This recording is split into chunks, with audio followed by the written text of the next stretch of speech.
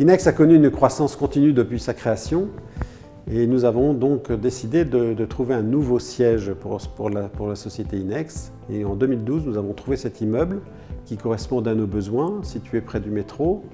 Et donc nous avons décidé d'en faire un nouveau lieu convivial et spacieux pour les collaborateurs et aussi une opération de démonstration de notre savoir-faire en matière environnementale et énergétique.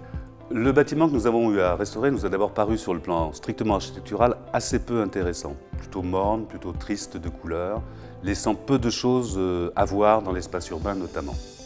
Donc nous avons utilisé pour la conception de la rénovation durable de cet immeuble une démarche en 3 étapes qui consiste d'abord à travailler sur la réduction des besoins de chauffage et de rafraîchissement, ensuite sur l'efficacité des systèmes qui sont mis en œuvre et ensuite sur l'implantation de production d'énergie renouvelable pour compenser les consommations d'énergie.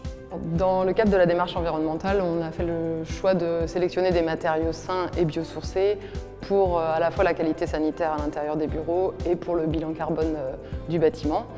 Donc les façades sont en ossature bois avec un bois qui provient du Jura et isolé par de la fibre de bois. Pour le chauffage du bâtiment, après des études détaillées de différents systèmes, nous avons opté pour un système classique d'une chaudière à condensation haute performance couplée à des radiateurs basse température équipés de robinets thermostatiques. Nous avons comme voulu rajouter quelque chose d'innovant et d'original et donc nous avons mis en œuvre un stockage intersaisonnier d'eau chaude. L'eau est chauffée pendant l'été par des capteurs, stockée dans un ballon très isolé et réutilisée pendant l'hiver pour le chauffage et nous permettant ainsi d'économiser environ 20% de nos consommations de gaz. Donc pour l'été, pour les périodes chaudes, la stratégie est un petit peu plus élaborée. Elle est d'abord basée sur l'utilisation de l'inertie thermique du bâtiment et le rafraîchissement nocturne du bâtiment par les ouvertures des fenêtres qui vont stocker du froid dans la structure du bâtiment et qui va être restitué durant la journée. En fonction de l'échauffement dans la journée, on peut mettre en œuvre différents systèmes.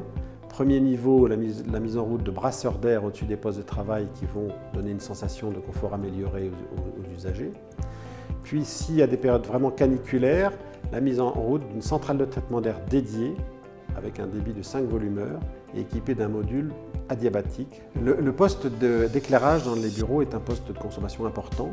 Et donc, nous avons décidé ici de généraliser l'éclairage par LED. Donc, sur les autres aspects du développement durable, nous avons aussi travaillé, et notamment sur le sujet de la gestion de l'eau. Donc, nous avons décidé de mettre en œuvre une récupération d'eau de pluie qui sera réutilisée dans les sanitaires pour réduire la consommation d'eau potable. Donc, nous avons installé 2 centrales de production photovoltaïque sur la toiture, une centrale de 15 kW crête intégrée à la toiture du 4e étage et une centrale de 6 kW crête en verrière sur la terrasse du 5e étage. Ces 2 centrales vont produire environ 20 000 kWh par an, ce qui correspond à 49 kWh d'énergie primaire par mètre carré par an, à comparer à la consommation de 45 kWh par mètre carré par an.